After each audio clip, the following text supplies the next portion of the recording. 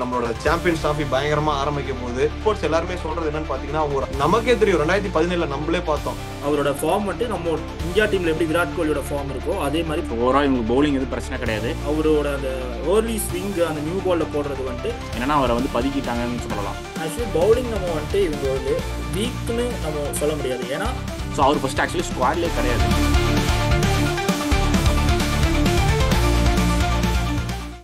Hello my cricket buddies, welcome to journey with Sabarish. இன்னைக்கு நம்மளோட cricket squid game எபிசோட்ல நம்ம கூட 2 ப்ரோஸ் ஜாயின் பண்ணிருக்காங்க. இவங்க யாரு அப்படின்னு பாத்தீங்கன்னா, சிபிஎம் கிரிக்கெட் அஃபிஷியலோட மிஸ்டர் பாலா அண்ணன் அண்ட் முரளி அண்ணா 2 பேருமே ஜாயின் பண்ணிருக்காங்க. Welcome to the show gentlemen's.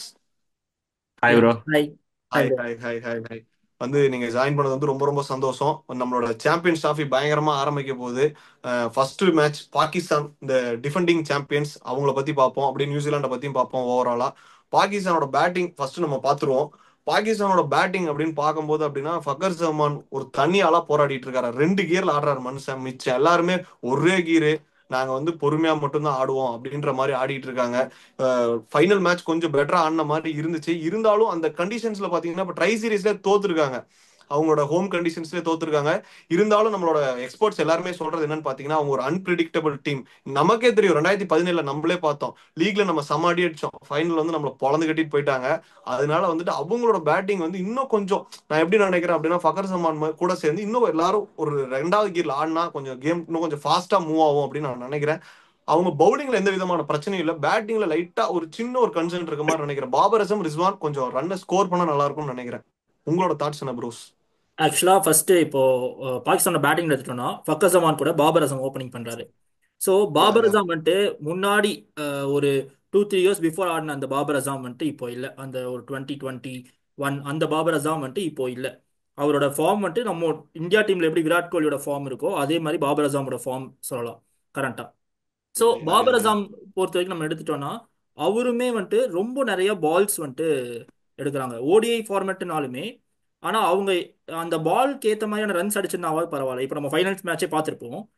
Babur யா யா அசாம் ஆகட்டும், நிறைய பால்ஸ் வந்துட்டு அஹ், ம், நிறைய பால்ஸ் வந்துட்டு அவர் டாட் டாட் பால்ஸ், ஆடிட்டு இருந்தாரு. ஆமா டாட் ஆடிட்டு அதுக்கப்புறம் ரன்ஸ் கொண்டு போகும்போது ஃபைனல்ல கடைசியா வந்து இவரு மட்டும்தான் அகா சல்மான் அண்ட் ரிஸ்வான் அந்த இதாடிச்சனால தான் அப்படின்னு அந்த டார்கெட் ஈஸியாக ரீச் பண்ணிட்டாங்க நியூசிலாந்து. ஸோ இது அவங்களுக்கு ஒரு பெரிய கன்சர்னாக இருக்கு. அந்த டாட் பால்ஸுங்கிறது பாபர் அசாமுக்கும் சரி, அதுக்கப்புறம் வர சவுத் சக்கீல் கூட கொஞ்சம் இதுக்காக அடிக்கிறாரு. அண்ட் ரிஸ்வான் கூட கீர் மாத்துறாரு. இந்த கடைசி ஃபைனலில் பார்த்துருப்போம் அண்ட் அதுக்கு முன்னாடி மேட்ச்லேயும் பார்த்துருப்போம். பட் பாபர் அசாமோட அந்த ஓப்பனிங் அவர் விக்கெட்டுமே லூஸ் பண்ணல. அவர் ஸ்ட்ரைக்கில் நிற்கிறாரு அண்ட் யா பாலை யா வேஸ்ட் பண்ணுறாங்க. ஸோ அப்படிங்கும்போது அது ஒரு கன்சர்னாக இருக்கு. ஸோ அது இவங்க பேட்டிங்க்கு ஒரு பெரிய டிஸ்அட்வான்டேஜாக இருக்கிற மாதிரி எனக்கு தோணுது. இப்போ எனக்கு பாலானா தெரிஞ்சு உங்களோட ஷவுட் தாட்ஸ்? ஷக்கீல் வந்து அவர் நல்லா விளாண்டுட்டு இருக்காரு. டெஸ்ட் கிரிக்கெட்டாக இருக்கட்டும், ஓடியிலையும் டீசென்ட் பர்ஃபார்மன்ஸ் கொடுத்துருந்தாரு. ஈவன் அந்த ஓடிஐ வேர்ல்டு கப்லையும் நல்லா பர்ஃபார்மன்ஸ் கொடுத்துருந்தாரு. அதுக்கப்புறம் வந்து ஒரு இன்ஜுரி ஸ்ட்ரகிள்னால இப்போ வந்து கொஞ்சம் பேட்டிங் ஃபார்ம் வந்து கொஞ்சம் டிப் டவுன் ஆன அதான் மாதிரி நான் தெரியுது. சைம் ஆயிப் வந்து ரொம்ப அவங்களுக்கு ஒரு பெரிய மிஸ் இல்ல. ஆமா, கரெக்ட், எக்ஸாக்டா. ஏன்னா நல்ல பர்ஃபார்மன்ஸ் கொடுத்த சவுத் ஆப்பிரிக்கா டெஸ்ட்ல வந்து அவரோட லெக் வந்து மடங்குனதுனால அவர் ஃபுல்லா வந்து ஃபிட் கிடையாது. ஸோ அவர் வந்து ஒரு காஸ்ட்லி மிஸ்னே சொல்லலாம். நம்ம இந்தியாவுக்கு எப்படி எஸ்எஸ்சி ஜெய்ஸ்வாலோ, பாகிஸ்தானுக்கு ஒரு சைம் ஆயிப். ஸோ அவரோட ஆக்சுவலாக மிஸ் சைம் வந்து ரொம்ப ஆயிப் காஸ்ட்லி இருந்தாருன்னா மிஸ். இந்த ட்ரை சீரிஸ் கூட ஜெயிச்சிருக்க சான்ஸ் இருக்கு அந்த ஃபைனல் கண்டிப்பா மேட்ச். கரெக்ட். கண்டிப்பா. அதான் நான் இப்ப என்னோட தாட்ஸ் வந்து நீங்க வந்துட்டு நம்ம முன்னாடியே டிஸ்கஸ் பண்ணிட்டு இருந்தோம். ஷார்ட் சக்கில வந்துட்டு ஓபன் பண்ணா பெட்டரா இருக்குமா? நீங்க எப்படி நினைக்கிறீங்க? ஆமா, இப்போ ஆக்சுவலாக பாகிஸ்தானோட பாபர் அசாம் இது மட்டும் ஒன் டவுன் தரப்புலையும் வருவாரு. சொல்லியிருந்தாங்க. அது வந்துட்டு ம் ஒரு பெரிய ம் ம். அட்வான்டேஜாகவும் இருக்கலாம். மேபி அவர் ஒன் டவுன் நல்லா பண்ணியிருக்காரு ஆக்சுவலா அவங்க டீமுக்கு. ஸோ அப்படிங்கும்போது அதுவும் ஹோம் கண்டிஷனுங்கிறனால அது மறுபடியும் ஆடினால சவுத் சைக்கிள் ஓப்பனிங் பண்ணலாம். பட் அது பண்ண மாட்டாங்க இந்த டைம்ல. ஏன்னா அவங்க வந்துட்டு அந்த ஏர்லி விக்கெட்ஸ் விடக்கூடாதுன்னு சொல்லி தான் சவுத் சைக்கிளை வந்துட்டு கீழே வச்சிருக்காங்க. சப்போஸ் அப்படி யாராவது கரெக்ட். டக்குன்னு 2 விக்கெட் ஏன்னா போயிடுச்சுன்னா அவங்க சைக்கிள் பாகிஸ்தான் அடிக்கலாம். ஸ்டேட்மெண்ட்லயும் சொல்லிட்டாங்க. ஏன்னா லெஃப்ட் ரைட் அந்த காம்போல போறதுக்காக பாபரை ஓபன் பண்றோங்கிற மாதிரி சொல்லியிருக்காங்க. ஏன்னா 2 லெஃப்ட்டும் போயிடக்கூடாதுல்ல. சப்போஸ் யாரோ ம். ஏர்லியரா வந்து விக்கெட் லூஸ் பண்ணிட்டாங்கன்னா ஒருத்தர் ஸ்டெடியா நிக்கணும்ட்டு பாபர் ஓபன் பண்ணிட்டாங்க. அதான் நான் எப்படி பாக்குறேன்னா, ஃபக்கர் ஜமான் 2 கீர்ல ஆடிட்டு இருக்காரு. இவர் இந்த சைடுல இருந்து ஒரு 40 பாலுக்கு ஒரு 10 13 அப்படின்னு ஆடும்போது அவருக்கு ஸ்ட்ரைட்டாவே ப்ரெஷர் போயிடும்ல உங்களுக்கு. அதுதான் வந்துட்டு நீங்க நீங்க சொன்ன மாதிரி வந்துட்டு அவங்களும் இந்த லெஃப்ட் அண்ட் ரைட் காம்பினேஷன் பாக்குற மாதிரி தான் தெரியுது. நான் வந்து அதான் அதுதான் மேபி நம்ம அவங்க வந்து இப்படி கூட பண்ணலாம். கம்ரான் குலாம் கூட வந்து ஓப்பனிங் இறக்கலாம். பட் ஆனால் பாபர் தான் சொல்லியிருக்காங்க. ஏன்னா அவரு நல்ல ஒரு டேலண்டட் பிளேயர் தான். டெஸ்ட்லேயே வந்து டெபியூல 100 அடிச்சிருந்தாரு. So extraordinary player. மேபி அவரை வந்து ஓப்பனிங் இறக்கலாம். பட் அது பண்ண மாட்டாங்க. பாபர் தான் போவாங்க. பார்ப்போம் எப்படி இருக்குன்னு. அப்படியே இவங்களோட பவுலிங் சைட்ல வந்தீங்க அப்படின்னு பாத்தீங்கன்னா, எல்லா டீமுக்கும் அவங்களோட பேஸ்ட்ரியோ வந்து ஒரு மிஸ், எல்லாருக்குமே ஒரு பவுலிங்ல வந்து இன்ஜுரியோட வந்திருக்காங்க. ஆனா பாகிஸ்தானுக்கு அவங்களோட 3 கன் பேசர்ஸும் இருக்காங்க. அவங்க வந்து எப்படி போயிட்டு இருக்காங்க. அஃப்ரிடி நியூ பால் நல்லா போடுறாரு. ஆனா நான் என்ன நினைக்கிறேன்னா, உங்களுக்கு ஸ்டார்டிங்ல வந்து அஃப்ரிடி நசீம் ஷா ஸ்டார்ட் பண்ணும்போது அந்த விக்கெட்ஸ் எடுக்க மிஸ் பண்ணாங்க அப்படின்னா அப்ரார் அகமத் மட்டும்தான் இருக்காரு. மிடில் ஓவர்ஸ்ல எப்படி பாகிஸ்தான் வந்து மாட்டிப்பாங்களோ அப்படின்னு அவங்களோட பவுலிங்கை பார்க்கும்போது எனக்கு தெரியுது. நான் உங்களோட 2 பேரோட கருத்து அவங்களோட பவுலிங். ஆக்சுவலா பாகிஸ்தான் பவுலிங் நம்ம பார்க்குறோம். பவுலிங் மற்ற எல்லா டீமுக்குமே வந்துட்டு அவங்களோட ஸ்டார் பவுலர்ஸ்ல ஒருத்தவங்க மிஸ் ஆவாங்க. அவங்களுக்கு யார் யா யா பவர் யா பவுலரோ அவங்கள ஒருத்தவங்க மிஸ் ஆறாங்க. பட் பாகிஸ்தான் கண்டிப்பா. மட்டும்தான் 3 பேருமே அவைலபிளா இருக்காங்க. S Nadeem S. ஷா ஆகட்டும், வஹப் இவரு ஹாரிஸ் ராஃப். அஹ், அஹ், ஹாரிஸ் ராஃப். ஹரிஷ் ராஃப் அண்ட் அஃப்ரிடி. ஷஹீன் ஷா அஃப்ரிடி, இவங்க 3 பேருமே யா இருக்காங்க. யா. அண்ட் கூடவே ஃபஹீம் அஷ்ரஃபும் இருக்காரு. அப்படிங்கும்போது எஸ். இப்போ அவரு ஃபஹீம் அஷ்ரஃப் பிளேயிங் லெவன்ல இடம் பெற்றாருன்னா இவங்களுக்கு வந்துட்டு இவங்க இந்த கண்டிஷனுக்கு ஏற்ற மாதிரி ஏதோ நல்லா பண்றதுக்கு கொஞ்சம் சான்சஸ் இருக்கு. பட் குஷ்தில் ஷாவா ஃபஹீம் அஷ்ரஃபான்ற இடத்துல கன்ஃபியூஸ் ஆவாங்க. அது நம்ம பிளேயிங் லெவன் பார்க்கும்போது நம்ம என்னோட பாயிண்ட்ல நான் அந்த பிளேயிங் லெவன் சொல்றேன். பட் இருந்தாலும் கண்டிப்பா கண்டிப்பா. இப்போ இந்த 3 பவுலிங்ல நசீம் ஷா எக்ஸ்ட்ராடினரி. அவரோட அந்த ஏர்லி ஸ்விங் அந்த நியூ பால்ல போடுறது வந்துட்டு நல்ல இதா இருக்கும். ஆனா பாகிஸ்தான் கண்டிஷன்ல ஆடுறாங்க அப்படிங்கும்போது அங்க பவுலிங், அங்க ஆக்சுவலா mostly batting pitch and bowling அவ்வளோ இது பண்ணும்போது இந்த ட்ரை சீரீஸ்லேயே பார்த்துருப்போம். பாகிஸ்தான் எடுத்த விக்கெட்ஸ் வந்துட்டு நம்ம துபாய் கண்டிஷன்ல எடுத்த அளவுக்கு அவங்களுக்கு இது இல்லை. இந்த வேணா இந்தியா மேட்ச்ல யா. வேணா நம்ம பார்க்கலாம் அவங்களோட பவுலிங் எப்படி இருக்குன்னு பொறுத்து. பட் இங்கேங்கும் போது கண்டிப்பா. அதுவுமே ஒரு சின்ன மைனஸாக தான் இருக்கு. ஏன்னா நியூசிலாந்து ஆல்ரெடி இவங்களை ஜெயிச்சிருக்காங்கன்னு போது எக்ஸ்ட்ரா ஒரு கான்ஃபிடன்ஸும் இருக்கு அவங்க சைடில். ஸோ அது இந்த இந்த மேட்ச்ல எப்படி ஒர்க் அவுட் ஆகுன்றது பார்ப்போம். ஸோ பாலானா முரளி சொன்ன நீங்க மாதிரி ஒரு உண்மையிலே வந்து அதான் முரளி சொன்ன மாதிரி உண்மையிலே பவுலிங் அட்டாக் நல்லா தான் இருக்கு. ஆனால் வந்து நம்ம இப்போ ட்ரை சீரிஸ் நம்ம பார்த்துருப்போம். ஆடின மேட்சஸ் எல்லாமே எந்த பவுலர்ஸாக இருந்தாலும் சரி, ஆடின மேட்சஸ் எல்லாமே வந்து 300 வருது. ஸோ அப்போ பாகிஸ்தானில் டெஃபினட்டாக ஒரு 250க்கு மேலே ஷியோராக ஸ்கோர் வரப்போகுது. ஸோ பட் ஆனாலும் நல்ல ஒரு பவுலர்ஸ் வச்சிருக்காங்க. நம்ம பேக்கப்ல இருக்க முகமது ஹஸ்னைனும் ஒரு நல்ல ஒரு டீசென்ட் ஃபாஸ்ட் பவுலர் தான். ஸோ அவர் இருக்காரு. கூடவே வந்து அப்ரார் அகமத் நல்ல ஒரு பவுலர்னே சொல்லலாம். டெஸ்ட் மேட்சஸ்ல வந்து அவரும் டெபியூல வந்து கம்ரான் குலாம் மாதிரி டெபியூல சூப்பராக கலக்குனாரு. ஸோ நல்ல ஒரு மிஸ்ட்ரி ஸ்பின்னர்னே சொல்லலாம். ஸோ அவரும் நல்லா பண்ணுவார். ஸோ ஓவரால் இவங்களுக்கு பவுலிங் எதுவும் பிரச்சனை கிடையாது. ஹாரிஸ் ரஃப் மட்டும் அந்த ட்ரை சீரிஸ்ல ஃபர்ஸ்ட் மேட்ச் அந்த பேக் ஸ்பேசம்னால வந்து அவர் அதுக்கப்புறம் மிஸ் அவுட் ஆயிட்டாங்க. என்னன்னா அவரை வந்து பதுக்கிட்டாங்கன்னு சொல்லலாம். வந்து அவர் ஸ்ட்ரெஸ் பண்ணாம அவர் ஆட விடாம கரெக்டாக அவங்க வந்து ரெஸ்ட் பண்ணிட்டாங்க. ஆனா ஸோ இந்த அவர் வந்து பாகிஸ்தான் சாம்பியன்ஸ் ட்ராஃபி ஃபிட். இந்த பாகிஸ்தான் இவங்க ஹோம் கிரவுண்ட்ல ஆடுறதுல இவரு ஹரிஷ் ராஃப் தான் வந்துட்டு நிறைய விக்கெட்ஸ் எடுப்பாருன்னு நான் கெஸ் பண்றேன் இந்த இதுல. ஏன்னா அவங்க டீமுக்கு ஓகே. நான் ஓவராலா பிளேயிங் லெவன் எந்த மாதிரி ஃபிட்டின் ஆயிருக்கு அப்படின்றத வந்து நான் வந்து என்னோட பிளேயிங் லெவனை ஃபர்ஸ்ட் சொல்லிடுறேன். ஓப்பனிங்னு எடுத்துனா ஃபக்கர் ஜமான். என்னோட ப்ரிடிக்ஷன் சவுத் சக்கில் ஓப்பனிங் வந்து நல்லா இருக்கும். தேர்ட்ல பாத்தீங்கன்னா பாபர். ஃபோர்ல வந்து ரிஸ்வான். ஃபைவ்ல வந்து கமரான் குலாம் ஆர் தயப் தாகிர். ஆனா வந்து கமரான் குலாம் அவங்களுக்கு நிறைய மேட்சஸ் நல்லா ஆடி இருக்காரு. அதுக்கப்புறம் சிக்ஸ்ல பாத்தீங்கன்னா சல்மான் அலி ஆகா. செவன்ல ஃபகீம் அஸ்ரஃப் தான் நான் கண்டிப்பா ஆடுவேன். எயிட்ல அஃப்ரிடி. நைன்ல நசீம் ஷா. 10ல ஹாரிஸ் ராஃப். 11ல அப்ரார் அகமத். இதுல 2 பேர்ல உங்க 2 பேருக்கும் பிளேயிங் லெவன்ல ஏதாச்சும் கண்டிப்பா மாற்றம் இருக்கும். நீங்க அப்படியே சொல்லலாம். ஓகே. ஸோ என்னை பொறுத்த வரைக்கும் பிளேயிங் லெவன் எப்படி போகும்னா இந்த ஃபைனல் மேட்ச்ல ஆடினா அதே பிளேயிங் லெவன் தான் மோஸ்ட்லி போக சான்சஸ் இருக்கு. ஏன்னா அதுல அவங்க வந்துட்டு எக்ஸ்ட்ரா பேட்டிங்கா குஷ்தில் ஷாவே எடுத்துட்டு போனாங்க. பட் இந்த டைம்ல வந்துட்டு குஷ்தில் ஷா மிஸ் ஆவாரு எனக்கு நான் கெஸ் பண்றேன். அதுக்கு பதிலா ஹரிஷ் ராஃப் உள்ள வருவாரு. ஸோ இந்த ஒரு சேஞ்ச் தான் இருக்க போகுது. Okay okay. பாலானா. ஸோ என்னோட 11 பார்த்தோம்னா நம்ம ஃபர்ஸ்ட் 11 போறதுக்கு முன்னாடி கம்ரான் குலாம் வந்து டெஸ்ட்ல நம்பர் 3ல விளாண்டாரு. ஸோ நான் ஓகே என்ன பண்ணலான்னு இருக்கேன்னா என்னோட 11ல அவர் நம்பர் 3 இறக்கலாம்னு பார்க்குறேன். ஏன்னா டெபியூல வந்து அவர் நம்பர் 3 பொசிஷன்ல தான் வந்தாரு. 100 அடிச்சிருந்தாரு. அதே மாதிரி ஷவுட் செக்கில் வந்து அந்த 4-5 அந்த ரேஞ்ச் ஆஃப் பேட்டிங்ல தான் வந்து விளாடுறாரு. ஸோ மிடில் ஆர்டர்ல அவங்களுக்கு ஒரு லெஃப்ட் ஹேண்டர் வேணும். ஏன்னா டாப் ஆர்டர் அந்த டாப் 3ல எடுத்துக்கிட்டோன்னா ஒரு லெஃப்ட் ஹேண்டர் இருக்கார் ஃபக்கர் ஜமான். ஸோ அது போதும் அவங்களுக்கு. மிடில் ஆர்டர்ல பார்த்தோன்னா லெஃப்ட் ஹேண்டர்ஸ் பெருசாக கிடையாது. ஸோ அப்போ வந்து ஷவுட் செக்கில் வந்து மிடில் ஆர்டர்ஸ்ல எடுத்துக்கணும். ஸோ இப்போ என்னோட 11ல பார்த்தோம்னா Fakhar Zaman open with Babar Azam. 1 down வந்து கமரான் குலாம் வந்துருவாரு. 4 வந்து ஷவுட் ஷக்கீல்.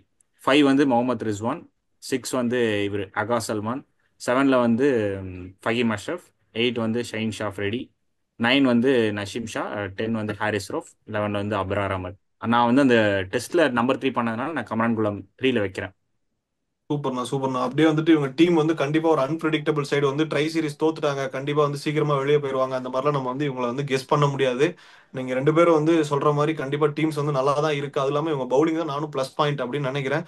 அப்படியே இந்த சைடு வந்தீங்க அப்படின்னா நியூசிலாந்து டீம் ட்ரை சீரிஸ் அவங்களுக்காகவே நடத்தின மாதிரி இருந்துச்சு. செம்மையா ப்ரூவ் பண்ணி காட்டியிருக்காங்க பாகிஸ்தான் பிச்சர்ஸ்ல. இவங்களோட பேட்டிங் அப்படின்னு பார்க்கும்போது பயமா இருக்கு. என்ன நம்ம இந்தியன் டீமோட பேட்டிங்கோட கொஞ்சம் நல்லாவே வச்சிருக்க மாதிரி இருக்கு. பாத்தீங்கன்னா கான்வே ஃபார்ம் கொண்டு வந்துட்டாங்க. அதுக்கப்புறம் ரச்சின் சொல்லவே வேணாம், வில் எங்கும் ஃபார்ம்ல இருக்காரு. ரச்சின் மிஸ் பண்ணாலும் வில் எங் வருவாரு. அதுக்கப்புறம் கேன் மாமா, கிளென் பிலிப்ஸ், சொல்லிட்டே போலாம், டேரில் மிச்சல் எல்லாமே செமையா பர்ஃபார்மன்ஸ் பண்ணிட்டு இருக்காங்க. இவங்களோட பேட்டிங் எந்த அளவுக்கு ஒரு பொட்டான்சியலோட இருக்குன்னு நீங்க நினைக்கிறீங்க? ஆக்சுவலாக நியூசிலாண்டோட பேட்டிங் பார்த்துட்டோம்னா இப்போ ஃபர்ஸ்ட் மேட்ச் ராச்சின் ரவீந்திராவை இறக்குவாங்களான்றது எனக்கு தெரியல. பட் மோஸ்ட் ப்ராபப்ளி அவர் இறக்குனாங்கன்னா இவங்க பேட்டிங் வந்துட்டு இந்த மேட்ச் கண்டிப்பாக ஜெயிச்சிருவாங்க. அவர் மிஸ் அவுட் ஆனாங்கன்னா மேபி ஒரு ஒரு வில்லியங் கொஞ்சம் ஏர்லியாக விக்கெட் விட்ற மாதிரி இருக்கு. ஸோ அப்படி பார்க்கும்போது Williamson along with Devon Conway opening பண்ணுவாங்க. ஸோ டெவான் கான்வே பாகிஸ்தான் கிரவுண்டில் இப்போ தான் ஃபார்முக்கு வந்திருக்காருங்க போது கண்டிப்பாக அவர் வந்துட்டு அந்த அவரோட ஃபார்மை அங்கே காட்டுறதுக்கு அதிக சான்சஸ் இருக்கு. And following by Kane Williamson and ஃபோர்த்தில் வந்து டேரில் மிச்சல். ஸோ டேரில் மிச்சலும் கேன் வில்லியம்சனும் அந்த மிடில் ஓவர்ஸில் எடுத்துகிட்டு போகிறதுல விக்கெட்ஸ் விடாமல் அந்த பார்ட்னர்ஷிப் செமையாக பில்ட் பண்ணுறாங்க. ஸோ கண்டிப்பா கண்டிப்பா. இவங்க இவங்க பேட்டிங் ஆக்சுவலாக இந்த 8 டீம்ஸ்ல பார்த்தீங்கன்னா இது நியூசிலாண்டோட பேட்டிங்கும் இந்தியாவோட பேட்டிங் அண்ட் இது ரெண்டும் தான் வந்துட்டு சூப்பராக இருக்கு பார்க்க போனால். அதாவது அந்த மிடில் ஓவர்ஸ் கண்டிப்பா. எடுத்துகிட்டு போகக்கூடிய ரெண்டு டீம்ஸ்லையுமே அந்த 4-5 பிளேயர்ஸ் சூப்பராக பெர்ஃபார்ம் பண்ணிட்டு வராங்க. ஸோ அது இவங்களுக்கு ஒரு பெரிய அட்வான்டேஜ். எனக்கு என்ன டாம் லேதம் இவங்க ஏர்லியாக விக்கெட் விட்டாங்கன்னா அதுக்கப்புறமா வர டாம் லேதமும் கிளென் பிலிப்ஸ் எந்த அளவுக்கு எடுத்துகிட்டு போவாங்க அதுதான் எனக்கு வந்துட்டு டவுட்ஃபுல்லாக அது இருக்கு. ஒரு ஏன்னா கொஸ்டின் மார்க். அந்த கொஸ்டின் மார்க் வந்துட்டு பாகிஸ்தான் பவுலிங் அந்த அளவுக்கு நல்லா இருக்கு எஸ் கம்பேர் எஸ், கண்டிப்பா கண்டிப்பா பண்ண. கண்டிப்பா. ஸோ அப்படி பார்க்கும்போது இவங்க பேட்டிங் பாகிஸ்தானோட மேட்ச்ல மட்டும் ஏர்லி விக்கெட்ஸ் விடாம இருந்தாங்கன்னா இவங்க பேட்டிங் மட்டும் உண்மையாலுமே இந்த இது குவாலிஃபை ஆகிறதுக்கு அதிக சான்சஸ் இருக்கு. ஸோ எனக்கு தெரிஞ்சு இப்போ முரளி சொன்ன மாதிரி இப்போ ரச்சின் ரவீந்திரா வந்து ஓப்பனிங், அதாவது ஃபர்ஸ்ட் மேட்ச் வந்து விளையாடலைன்னா வில்லியங் விளையாடுறதுக்கு அதிக சான்சஸ் இருக்கும். இப்போ நம்ம ரீசெண்டாக அந்த டெஸ்ட் மேட்சஸ்ல பார்த்துருப்போம், இந்தியா கூட எஸ் நல்ல எஸ். பெர்ஃபார்மன்ஸ் கொடுத்திருந்தாரு, ஒரு 50 கூட அடிச்சிருந்தாரு.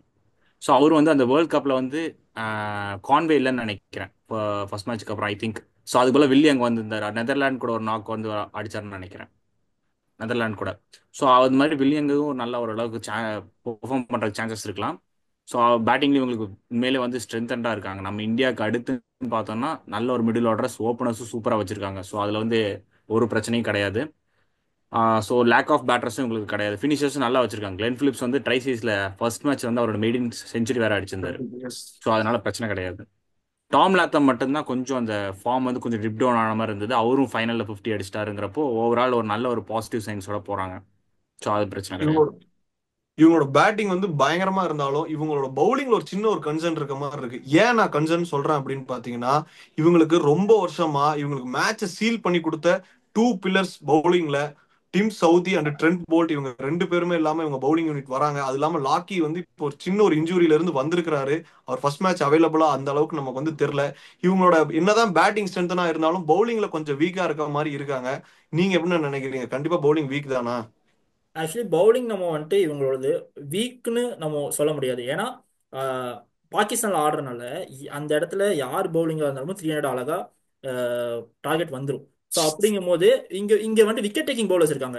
ஆனால் என்ன அந்த ரன் வந்துட்டு கன்சீட் பண்ணாமல் இருக்கிற பவுலர்ஸ் வந்துட்டு இவங்க டீமில் மிஸ் அவுட் ஆகிறாங்க. ஏன்னா ட்ரெண்ட் போல்ட் மிஸ் ஆகுது, அது பெரிய இது கொடுக்குது. டிம் சவுதியோட ஃபார்ம் வந்துட்டு லாஸ்ட் 2-3 இயர்ஸில் வந்துட்டு அந்த அளவுக்கு நியூசிலாந்துக்கு இல்லை. அப்படிங்கும்போது 10 போல்ட் மிஸ் ஆகிறது தான் பெரிய கன்சர்னாக இருக்குது. பட் இருந்தாலும் இவங்க பேட்டிங் வந்து சூப்பராக இருக்கிறனால பாகிஸ்தான் மாதிரி டீம் லாஸ்ட் ஃபைனல்ஸ் கராச்சியில் தான் நடந்துச்சு, சேம் கராச்சியில் தான் இந்த மேட்ச் நடக்குது. ஸோ அப்படிங்கும்போது என்னதான் இருந்தாலும் இந்த பவுலிங் இருந்தாலும் பாகிஸ்தான் டீமுக்கு எதிராக இருக்கும்போது அது ஒரு பெரிய கன்சர்னாக எனக்கு தெரியல. ஸோ உண்மையிலே வந்து அந்த ட்ரெண்ட் போல்ட் சவுதியோட மிஸ் வந்து காஸ்ட்லி மிஸ் தான் சொல்லலாம். ஏன்னா ட்ரெண்ட் போல்ட் வந்து நம்ம நியூ பால் ஸ்பெஷலிஸ்ட் அப்படின்னாலே வந்து நம்ம ட்ரெண்ட் போல்ட் தான் சொல்லலாம். ஸோ அவர் வந்து இருக்கிறது இல்லாதது வந்து இந்த டீமுக்கு ரொம்ப ஒரு மைனஸ்ங்கிற மாதிரி இருக்கு. பட் இருந்தாலுமே நல்ல ஒரு ஃபாஸ்ட் பாலர்ஸ் வச்சிருக்காங்க. ஜேக்கோப் டபி பார்த்தீங்கன்னா இப்போ ரீசெண்ட் எஸ் பெர்ஃபார்மன்ஸ் வந்து எஸ். நல்லா இருக்கு. இப்போ யா ஸ்ரீலங்கா யா. கூட அந்த ஓடிஐ சீரிஸ், T20 சீரிஸ் நல்ல பெர்ஃபார்மன்ஸ் கொடுத்திருந்தாரு. ஸோ அவர் ஃபர்ஸ்ட் ஆக்சுவலி ஸ்குவாட்லேயே கிடையாது, ரீப்ளேஸ்மெண்ட் பிளேயராக தான் யா வந்திருக்காரு. So yeah. அது நல்ல ஒரு டிசிஷனே சொல்லலாம். பென் சீரிஸ்க்கு பதிலாக வந்திருந்தாரு. ஆமா ஆமா. அவரே நல்ல ரீப்ளேஸ்மெண்ட், நல்ல ஒரு அவருக்கு இன்ஜுரி ஆயிடுச்சு. நல்ல ஒரு பிளேயர்னே சொல்லலாம். வில்லியம் ரூர்க்கியுமே நம்ம இந்தியா ஆமா டெஸ்ட் மேட்சஸ்ல பார்த்துருப்போம், ஆமா, சூப்பரா சூப்பரா பெர்ஃபார்ம் போட்டார். பண்ணாரு. நல்ல ஒரு டால் பவுலரா யா இருக்காரு. யா. ஸோ அதை வந்து பவுன்ஸ்லாம் நல்லா அவருக்கு கிடைக்கும். ஸோ அவரும் ஒரு நல்ல பவுலர் தான். அப்படியே நம்ம ஓரளவுக்கு டீசென்ட் பவுலர்ஸ் வச்சிருக்காங்க. பட் ஆனா அந்த சவுதி போல்ட் அளவுக்கு வராது. பட் ஓரளவுக்கு டீசென்ட் பவுலர்ஸ் தான். அப்படியே நம்ம இவங்களோட பிளேயிங் லெவன் ஃபர்ஸ்ட் மேட்ச்க்கு என்னவா இருக்கும் அப்படின்ற என்னோட பிளேயிங் லெவனை நான் வந்து சொல்லிடுறேன்னா, ஓப்பனிங் வந்து ரச்சின் வந்தார்னா ரச்சின், ரச்சின் மிஸ் ஆனா வில் யங், அப்படியே கூட வந்து கான்வே, ஒன் டவுன்ல நம்ம கேன் மாமா, ஃபோர்ல டேரில் மிச்சில், ஃபைவ்ல வந்து லேத்தம், சிக்ஸ்ல வந்து கிளென் பிலிப்ஸ், செவன்ல வந்து நான் வந்து பிரேஸ்வெல்லா சாப்மேனா அப்படின்னு போகும்போது நான் கண்டிப்பா பிரேஸ்வெல்லோட தான் போக போறேன். எயிட்ல வந்து சாட்னர், நைன்ல வந்து மேட் ஹென்ரி, 10ல வில்லியம் ரூக்கி, 11ல ஃபர்கியூசன் அவைலபிளா இருந்தா ஃபர்கியூசன், இல்லைன்னா நீங்க சொன்ன அந்த டஃபி பிளேயர், அவர் வந்து செம்மையா பெர்ஃபார்மன்ஸ் கொடுத்துட்டு இருக்காரு. நான் வந்து அவர் மிஸ் ஆனார்னா, ஃபர்கியூசன் மிஸ்னா இவர் வந்து ஆடுவேன். உங்களோட 11 நீங்க சொல்லலாம்.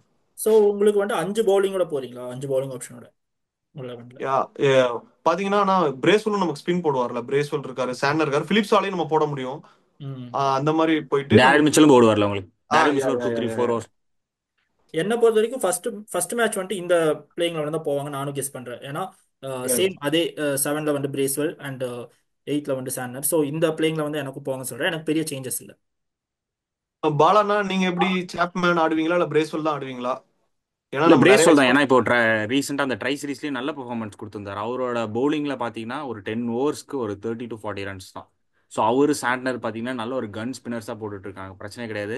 எனக்கு தெரிஞ்சு சாண்ட்னருக்கு வந்து ஒரு லக் இருக்குன்னே சொல்லலாம். ஏன்னா இப்போ இதுக்கு முன்னாடி நடந்த ஓடிஐ சீரிஸ் ஜெயிச்சாரு, T20 சீரிஸும் அவர் கேப்டன்ஸ்ல ஜெயிச்சிட்டாங்க, இப்போ நடந்த ட்ரை சீரிஸ் ஜெயிச்சிட்டாங்க. ஸோ அடுத்து சாம்பியன்ஸ் ட்ராஃபி நோக்கி போயிட்டு இருக்காங்கிறப்போ நல்ல ஒரு கேப்டனா இருக்காரு சாண்ட்னர். ஸோ அது வந்து ஒரு பாசிட்டிவ் ஃபார் நியூசிலாந்து சைடு. இவங்களோட ஓவரால் 11 எனக்கும் இதே 11 தான், பெருசாக ஒன்றும் சேஞ்சஸ் கிடையாது. லாக்கி ஃபெர்கூசன் வந்துட்டாருன்னா அவர் இல்லைன்னா மேபி ஜாக்கப் டஃபியை வச்சு ஸ்டார்ட் பண்ணுவாங்க. மேட் ஹென்ரி வந்து உண்மையிலே ஓடியில் சூப்பராக போட்டார்னே சொல்லலாம். நம்ம வேர்ல்ட் கப்லேயும் பார்த்துருப்போம் எவ்வளோ எஃபெக்டிவாக இருந்தாருன்ட்டு. அதை தாண்டி அவர் வந்து பேட்டிங்கும் சூப்பராக விளையாடுவார். ஒரு 50 கூட நம்ம இந்தியா கூட அடிச்சிருக்காரு ஓடியில். ஸோ அந்த அளவுக்கு அவர் நல்ல ஒரு பிளேயர். ஆக்சுவலா இந்த மேட்ச் ஓவரால் பொறுத்த வரைக்கும் டாஸ் தான் என்னை பொறுத்த வரைக்கும் முடிவு பண்ணும். ஏன்னா ஒரு பாகிஸ்தான் வந்துட்டு இப்போ சேசிங் எடுத்துட்டாங்கன்னா அவங்க ஜெயிக்கிறதுக்கு அதிக சான்ஸ் இருக்கு. சப்போஸ் டாஸ் தோத்து இவங்க பேட்டிங் எடுத்தாங்கன்னா சேம் அந்த ஃபைனல் நடந்த மாதிரி இவங்களால எவ்வளோ டார்கெட் வச்சாலும் நியூசிலாண்டோட பேட்டிங் லைனை பொறுத்த வரைக்கும் ஈஸியாக ரீச் ஆகிற மாதிரி தான் இருக்கு. கண்டிப்பா கண்டிப்பா கம்ப்ளீட்லி அக்ரி வித். ஆமா, ம். எவ்வளவு ஸ்கோர் வச்சாலும் அவங்களுக்கு திருப்பி அடிக்கக்கூடிய அந்த பேட்டிங் பவர் இருக்கு நீங்க சொல்ற மாதிரி. அதனால டாஸ் கண்டிப்பா ஒரு மேஜர் ரோல் ப்ளே பண்ண போது, நம்ம துபாய் மேட்சஸும் எடுத்துக்கும் போது கண்டிப்பா ப்ளே பண்ண போது, நியூசிலாந்து வரும்போது எனக்கு ஒரே ஒரு பயம், ஒரே ஒரு நிம்மதி என்னன்னா போல்ட் இல்ல. அதனால கொஞ்சம் நிம்மதியா இருக்கேன் நான். ஆமா. வந்து நம்ம ஓவராலா வந்து டீம்ஸ் வந்து ரெண்டு டீம்ஸோட பேட்டிங் பார்த்துட்டோம், பவுலிங் பார்த்துட்டோம், பிளேயிங் 11 பார்த்துட்டோம். அப்படியே நம்ம ஃபேண்டசி பிக்ஸ் இப்போ வந்து ஒரு பேட்ஸ்மேன் ஒரு பவுலர் எடுக்கணும், ரெண்டு டீமையும் மிக்ஸ் பண்ணி ஃபர்ஸ்ட் முரளியனா நீங்க உங்களுக்கு வந்து ஒரு பேட்டர் ஒரு பவுலர் ரெண்டு டீம் மிக்ஸ் பண்ணி எடுக்கலாம். ஒரு பேட்டர் ஒரு பவுலர். பேட்டர் அப்படின்னு சொல்லும் போது எனக்கு இந்த மேட்ச்ல வந்துட்டு கேன் வில்லியம்சன் அந்த ஒருத்தர் ஒரு பேட்டரா எடுக்கிறேன். அண்ட் பவுலர்னு சொல்லும்போது ஹரிஷ் ராஃப் பிளேயிங் லெவலில் இடம் பெற்றார்னா ஹரிஷ் ராஃப், அப்படி இல்லைன்னா நசீம் ஷா. இவங்க ரெண்டு பேர்த்துல தான் ஒரு பவுலர். பாலானா ஸோ எனக்கு பேட்டரில் மட்டும் ஒரு 2 பிளேயர் இது இருக்கு. என்னன்னா நானும் கேன் வில்லியம்சன் தான், கூடவே வந்து டேரல் மிச்சல். ஈவன் இப்போ சேஸ்ல வந்து டேரல் மிச்சல் வந்து நல்லா பெர்ஃபார்ம் பண்ணுவார். நம்ம வேர்ல்ட் கப் செமிஃபைனலையும் பார்த்துருப்போம். டேரல் மிச்சலும் கேன் வில்லியம்சனும் நம்ம கூட அப்படியே அடிச்சுட்டு போயிட்டே இருந்தாங்க. அப்படியே சேஸ் பண்ணிடுவாங்கன்னு நம்ம எதிர்பார்த்தோம். பட் எப்படியோ இந்தியா தப்பிச்சு ஜெயிச்சிட்டாங்க. ஸோ நான் 2 பேட்டரா வச்சிருக்கேன், Kane Williamson and Daryl Mitchell. பவுலரில் வந்து நான் மேட் ஹென்ரியை சொல்றேன். ஏன்னா மேட் ஹென்ரி வந்து ஓடியில் நல்ல ஒரு எஃபெக்டிவ் பவுலர். ஸோ அதனால நான் பவுலர் வந்து மேட் ஹென்ரி சொல்றேன். ரெண்டு பேரும் வந்து நான் வந்து பேட்ஸ்மேன் வந்து கேன் வில்லியம்சன் எடுக்கலாம்னு நினைச்சேன், ரெண்டு பேரும் எடுத்துட்டீங்க. ஓகே, நான் வந்து அதனால வந்து பேட்ஸ்மேன் வந்து பாகிஸ்தான் சைடு போய்க்கிறேன். ஃபக்கர் ஜமான் வந்து நான் வந்து எடுத்துக்கிறேன் பேட்ஸ்மேன்ல. பவுலிங்ல அப்படின்னு பாத்தீங்கன்னா இந்த சைடு வந்து நியூசிலாந்து விக்கெட்ஸ் எந்த அளவுக்கு திரும்பும் அப்படின்னு, பாகிஸ்தான் விக்கெட்ஸ் எந்த அளவுக்கு திரும்பும் அப்படின்னு தெரியல. நான் வந்து இருந்தாலும் சாண்ட்னரை வந்து எடுத்திருக்கேன். அப்படி இல்லைன்னா வில்லியம் ரூக்கி. இவங்க ரெண்டு பேர்ல வந்து ஒரு பிளேயர்ஸ் வந்து எனக்கு தெரிஞ்சு வந்து கொஞ்சம் நல்லா பெர்ஃபார்ம் பண்றதுக்கு வாய்ப்பு இருக்கு அப்படின்னு நினைக்கிறேன். ஃபேண்டசி பிக்ஸும் சொல்லியாச்சு. அப்படியே பாத்தீங்க அப்படின்னா ஓவராலா வின்னிங் பர்சன்டேஜ் நீங்க ரெண்டு பேரும் என்ன நினைக்கிறீங்க? ஃபர்ஸ்ட் மேட்ச் ரொம்ப முக்கியமான மேட்சா இருக்க போகுது இந்த மேட்ச். ஏன்னா யார் தோக்குறாங்களோ இந்தியாவுக்கு எதிராக அந்த மேட்ச் வந்து ரொம்ப முக்கியமான மேட்சா இருக்க போகுது. பாகிஸ்தான் தோல்வியோட வரப்போறாங்களா இல்ல நியூசிலாந்து தோல்வியோட வரப்போறாங்களா? உங்களோட வின்னிங் பர்சன்டேஜ் நீங்க சொல்லலாம். வின்னிங் பர்சன்டேஜ் பொறுத்த வரைக்கும் டாஸ் வந்துட்டு பாகிஸ்தான் வின் பண்ணாங்கன்னா பாகிஸ்தானுக்கு வந்துட்டு 50, நியூசிலாந்து 50. அப்படி பாகிஸ்தான் டாஸ் லோஸ் பண்ணாங்கன்னா நியூசிலாந்துக்கு வந்துட்டு 75 அண்ட் பாகிஸ்தானுக்கு வந்து 25. பாலானா ஸோ என்னோட வின்னிங் பர்சன்டேஜ் மேக்ஸிமம் நியூசிலாந்து தான் வின் பண்ணுறதுக்கு அதிக சான்சஸ் இருக்கலாம். ஈவன் இப்போ லோக்கி ஃபெர்கூசன் வந்து ஃபர்ஸ்ட் மேட்ச்க்கு அவைலபிள் ஆயிட்டார்னா இன்னுமே அந்த வின்னிங் பர்சன்டேஜ் வந்து அதிக சான்சஸ் இருக்கலாம். இப்போ வந்து எப்படின்னா லோக்கி ஃபெர்கூசன் இல்லாமல் ஒரு 60-40 அந்த ரேஞ்சில் இருப்பாங்க. இப்போ லோக்கி ஃபெர்கூசன் வந்துட்டார்னா ஒரு 70-80 அந்த மாதிரி ஒரு வின்னிங் பர்சன்டேஜ் இருக்கலாம். ஏன்னா அவர் தான் வந்து ஒரு கீ ஃபாஸ்ட் பவுலர். அவர் இல்லைன்னா மேபி அந்த டஃபியும் வில்லியம் ரூர்க்கி விளையாடுவாங்க, ஒரு இன்எக்ஸ்பீரியன்ஸ் பவுலிங்கோட போகிறாங்க. ஸோ அதுதான் வந்து என்னோட வின்னிங் பர்சன்டேஜ். நியூசிலாந்து தான் வின் பண்ணுவாங்கன்னு எனக்கு தோணுது. அதான் வந்து பாத்தீங்க அப்படின்னா ரெண்டு நம்ம ப்ரிடிக்ஷன் பண்ண ரெண்டு நண்பர்களும் வந்து பாத்தீங்க அப்படின்னா நியூசிலாந்து தான் வின் பண்ணும் அப்படின்னு சொல்லியிருக்காங்க. இதனால வந்து நான் மாத்தி கொடுக்கலாம் அப்படின்னு யோசிச்சேன். இருந்தாலும் வந்து அப்புறம் என்னோட ப்ரிடிக்ஷன் தப்பா போயிடும்ல. அதனால வந்து நான் வந்து பாகிஸ்தானுக்கு வந்து ஒரு 45. ஏன் 45 அப்படின்னா அவங்க பவுலிங் நல்லா இருக்கு. முரளின்னு ஒரு நல்ல பாயிண்ட் சொன்னாரு. அவங்க வந்து டாஸ்லயும் ஒரு ரொம்ப முக்கியமான விஷயம் இருக்கு. ஏன் அப்படின்னா அவங்க வந்து சேஸ் பண்ணிடுவாங்க எவ்வளவு பெரிய ஸ்கோரா இருந்தாலும். அதனால டாஸ் மேஜர் ரோல் பிளே பண்ண போது பாகிஸ்தானுக்கு ஒரு 45 கொடுத்துட்டு நியூசிலாந்துக்கு ஒரு 55 கொடுத்துட்டு இதுதான் வந்து எங்களோட வின்னிங் பர்சன்டேஜ். ஃபர்ஸ்ட் மேட்ச் எப்படி இருக்க போகுது அப்படின்றத வெயிட் பண்ணி பார்க்க போறோம். சாம்பியன்ஸ் டிராஃபி ஒரு செம்மையா ஆரம்பிக்க போகுது. ரெண்டு சேர்ந்து என்னோட வீடியோ பண்றதுக்கு ஜாயின் பண்ணவங்க ரெண்டு பேருக்கும் ரொம்ப ரொம்ப நன்றி. பாலாண்ணா, முரளினா ரொம்ப தேங்க்ஸ்ண்ணா. தேங்க்யூ. Thank you bro. பாத்தீங்க அப்படின்னா உங்களுக்கு கிரிக்கெட் அப்டேட்ஸ் ஃபாஸ்டா வரணும் அப்படின்னா நீங்க மறக்காம சிபிஎம் அஃபிஷியலை ஃபாலோ பண்ணிக்கோங்க. இன்ஸ்டாகிராமோட லிங்கை கீழே கொடுக்குறேன். டக்கு டக்கு டக்குன்னு அப்டேட்ஸ் வந்துகிட்டே இருக்கும். நீங்க மறக்காம ஃபாலோ பண்ணி வச்சுக்கோங்க. அந்த சேனலும் வியூ பண்ணி பாருங்க. சூப்பரா ரெண்டு பேரும் வீடியோஸ் பண்ணிட்டு இருக்காங்க. ரொம்ப நன்றி guys. Thank you for joining us. Join பண்ண உங்களுக்கும் நன்றி. ரொம்ப தேங்க்யூ. ஆக்சுவலி எங்கள் சேனல் வந்துட்டு பாருங்கள், டெய்லி அப்டேட்ஸ் கொடுப்போம். அண்ட் ஆல்சோ சபரீஷ் அவருமே ரொம்ப சூப்பராக பண்ணிட்டுருக்காரு. எங்களுக்கு அப்புறம் சிசிஎஃப் எல்லாருக்குமே வந்துட்டு நாங்களாம் வீடியோ பண்ணியிருக்கோம். ஸோ மறக்காமல் எல்லா கொலாப் வீடியோஸ் எல்லாம் வருது பாருங்கள். தேங்க்ஸ் ஃபார் வாட்சிங். ஸோ உண்மையிலே வந்து சபரீஷ் ப்ரோக்கோட வீடியோ பண்ணது நல்லாவே இருக்குன்னு சொல்லலாம். ரொம்ப அது டிலே நம்ம ரொம்ப நாள் பண்ணணும் டைம் எடுத்து இப்போ பண்ணியிருக்கோம். ஸோ ரொம்பவே ஹாப்பியாக இருந்தது. நல்ல ஒரு செக்மெண்ட்னே சொல்லலாம். ஓகே கைஸ், நீங்களும் மறக்காம நம்ம கிரிக்கெட் ஸ்குவிட் கேம் எபிசோட ஃபாலோ பண்ணுங்க. அதே மாதிரி நம்ம சிபிஎம் ஃபாலோ பண்றதுக்கும் மறந்துடாதீங்க. Signing off. நாங்க 3 பேரும் இன்னொரு வீடியோல சந்திப்போம். Thank you guys. Thank you. Thank you guys. Thank you. Thank you.